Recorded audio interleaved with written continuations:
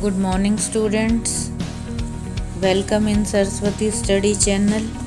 आज की जो हमारी वीडियो है इसमें हम +2 क्लास का फर्स्ट पार्ट विद्या अमृतम अश्नुते इसके बारे में जानेंगे। विद्या अमृतम अश्नुते का अर्थ है कि विद्या से अमरता को प्राप्त किया जा सकता है, विद्या किसी भी तरह की हो। ये जो पाठ है वो ईशवास्य उपनिषद से संकलित है। ईशवास्यम इस पद से आरंभ होने के कारण ही ईशवास्य उपनिषद की संज्ञा दी गई है इसे।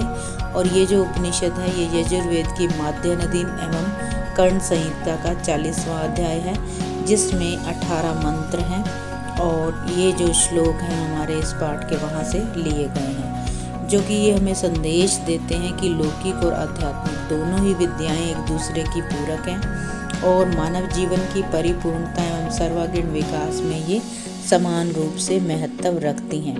तो प्रस्तुत है पहला श्लोक।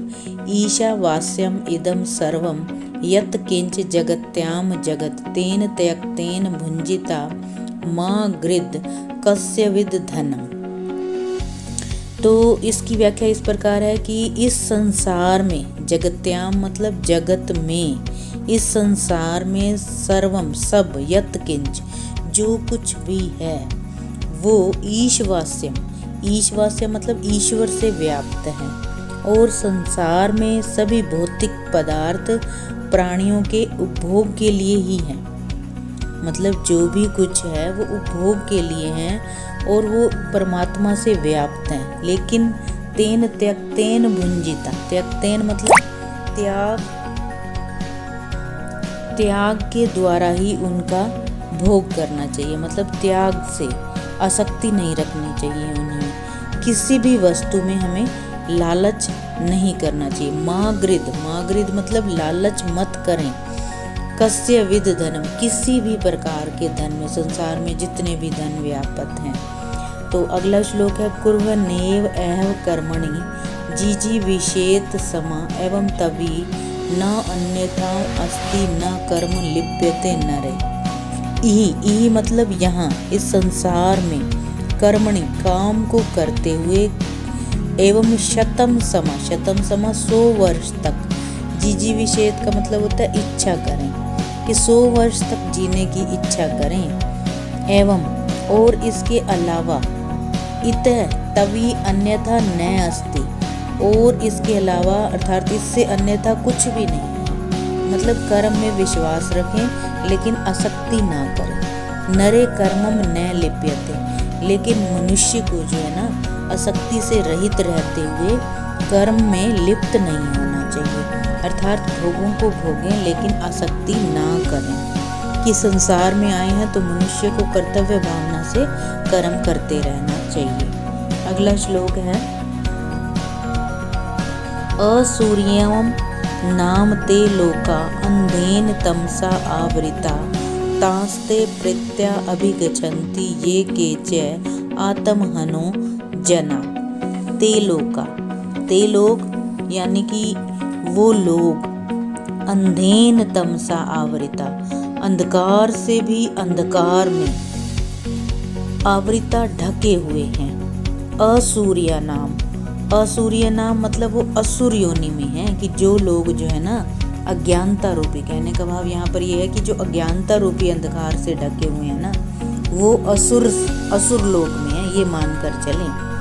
ये केचे आत्महन जना, ये केचे आत्महन, और जो वो आत्महन मतलब आत्मा को मारने वाले जो लोग हैं, ते तान प्रेत्यम अभिगच्छन्ति, प्रेत्य मतलब वे जब मृत्यु को प्राप्त करते हैं तो वो जो है ना नरक लोक में विचरण करते हैं। भाव यह है कि जो आत्मा है वो हमारी परमात्मा का अंश है और जो प्राणी इस आत्मा की व्यापकता को स्वीकार नहीं करते वे मरने के बाद असुर यानी कि नरक लोक को प्राप्त करते हैं।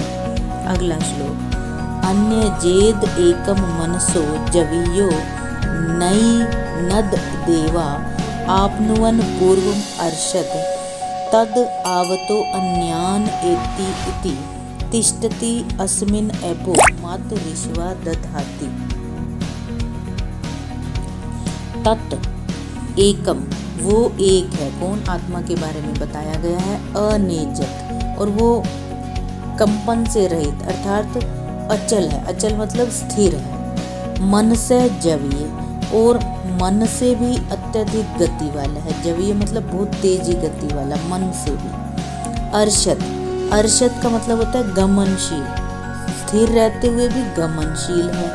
एनत पूर्वा देवा न आपनुवन, और इसे जो है ना पहले देवताओं ने भी प्राप्त नहीं किया। तिष्ठते तत् धावत अन्यान अत्ते इति, कि स्थिर रहते हुए भी अन्य दौड़ने वालों से भी ये जो है ना आगे रहती है।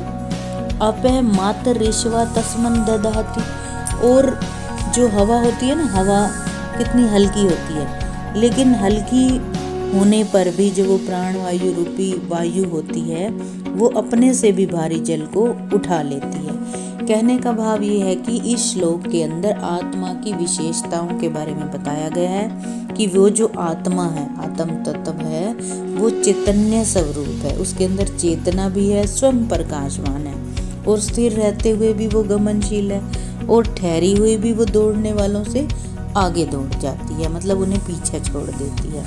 अगला श्लोक, अंधे तमे प्रविशन्ति ये विद्याम उपास्ते ततो भूय इवते तमो य अविद्यामृता। तो ये जो श्लोक है इसके अंदर विद्या और अविद्या के बारे में बताया गया है कि जो लोग अविद्या, अविद्या अर्थात जो व्यवहारिक विद्या होती है केवल उसकी उपासना करते हैं, वे अंधतमय प्रवेशन्ति, अंधतमय मतलब अज्ञानता रूपी अंधकार में प्रवेश करते हैं। तथा जो है अविद्यामृता, यह अविद्यामृता की जो अविद्या को छोड़कर केवल विद्या के अंदर लगे हुए हैं अर्थात आध्यात्मिक ज्ञान प्राप्त कर रहे हैं, वो मानो, इव मतलब मानो, वो मानो उनसे भी घने अंधकार में जा रहे हैं। कहने का भाव ये है कि केवल विद्या या केवल अविद्या दोनों ही मुक्ति के दायक नहीं है, अर्थात अकेले मुक्ति नहीं हो सकती अकेले एक विद्या प्राप्त करके। दोनों ही विद्याओं का ज्ञान होना मनुष्य को अत्यंत आवश्यक है, और दोनों की ज्ञान से ही मनुष्य मुक्ति को प्राप्त कर सकता है। अगला श्लोक, अन्य देव आहु विद्या अन्य देव राहुर अविद्या इति शुश्रुम धीराणाम ये नसत द्विचे चक्षिरे। तो ये विचक्षिरे, ये मतलब जो विचक्षिरे की तत न धीराणाम इति शुश्रुम विद्याम अन्यतैव आहु अविद्याम अन्यतैव आहु, कि जो विद्या का फल है वो अन्य कहा गया है। अन्य कैसे कहा गया है कि विद्या हमें ये बताती है कि ब्रह्म जो है वो सत्य है और संसार जो है वो मिथ्या है, जबकि जो अविद्या होती है वो हमें जो है ये बताती है कि हम व्यवहारिक ज्ञान के द्वारा हम जो है कर्मों को केवल करके जो फल की प्राप्त होती है वो अन्य फल है, मतलब जो विद्या का फल होता है वो दूसरा फल है और अविद्या का फल दूसरा है। विद्या का फल कहता है कि ब्रह्म सत्य है, संसार मिथ्या है, जबकि अविद्या का फल ये कहता है कि संसार में जो है व्यवहारिक ज्ञान के द्वारा हम शास्त्र विधि से कर्म करते रहना चाहिए हमें। तो इस प्रकार जो परम ज्ञानी, धीराणाम मतलब जो धीर पुरुष होते हैं, शुश्रुम मतलब सुना है हमने उनसे, न मतलब हमने सुना है ये उनसे, कि जिन्होंने इस विषय को अलग अलग रूप से, मतलब वो जो धैर्यशाली पुरुष हुए हैं उन्होंने हमें विद्या और अविद्या दोनों की ही व्याख्या को अलग अलग करके बहुत ही अच्छे से समझाया है। अगला श्लोक, विद्याम च अविद्याम च यस्येत वेदो भयं स अविद्याम मृत्युम तितर्वा विद्या अमृतम अश्नुते।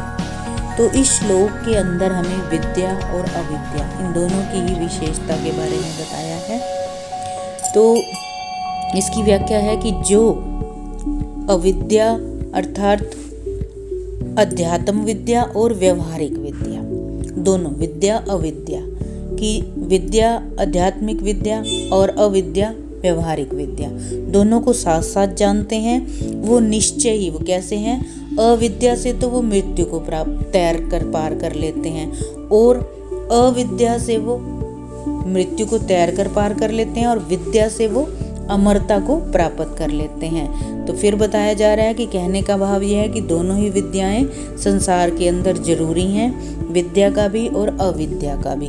अविद्या से हम मृत्यु पर विजय पा सकते हैं और विद्या से अमरता को प्राप्त कर सकते हैं। तो ये थी इसकी व्याख्या। हमारे चैनल को सब्सक्राइब अवश्य करें, वीडियो को लाइक करें।